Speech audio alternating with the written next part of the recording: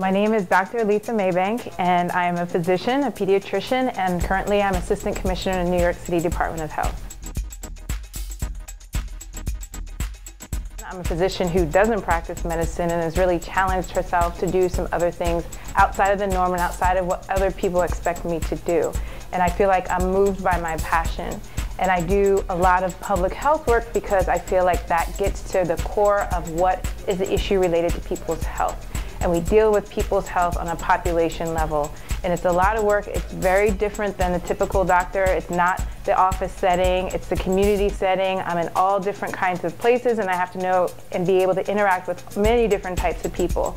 From government people, from community people, from schools, from NYPD, from parks, churches, everything. And you really have to be very creative and innovative in your approach. You have to be a very good people person per se, and you have to be able to pull people together and bring people to a common ground when they usually might not be able to get there. I wanted to be a doctor since I was 4 years old. I received a Fisher-Price doctor's kit, and ever since then I wanted to be a physician. I went to college, and then I went to med school, and then I went to do a pediatric residency. But what I realized in the residency was the same thing day in and day out. I was going to be in the same office setting. And I like to interact with people, and I also was a little turned off by medical culture. I felt that they didn't allow me to have conversations about all these other things that affect a person's health. It's more than just what happens in the doctor's office. It's all these other things that happen in community, like where somebody lives, where somebody goes to school, how much money they make, what jobs they have. All of that has way more impact on somebody's health. And I wanted to have that conversation.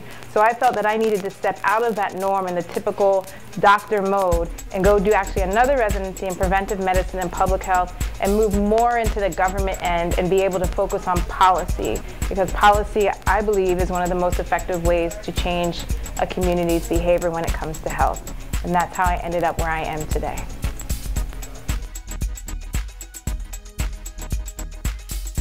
My one tip is always you have to find your passion.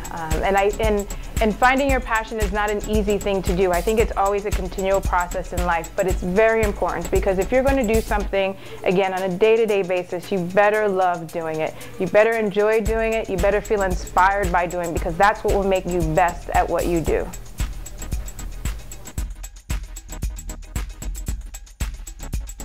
I don't know what I'll be doing 5 to 10 years from now, but that's actually very good for me. People ask that question all the time, and I feel actually it's somewhat limiting and somewhat confining. I feel that I have landed on my feet to this day throughout my life, and I'll continue to do so. So whatever it is, whether I'm in the health department or I'm doing my own business or I'm on TV, I don't know, I'll be comfortable with whatever it is, but I think in life you have to have a certain amount of flexibility and be comfortable with whatever life may bring you. One of my favorite quotes is, "Service is the price we pay to live on this earth."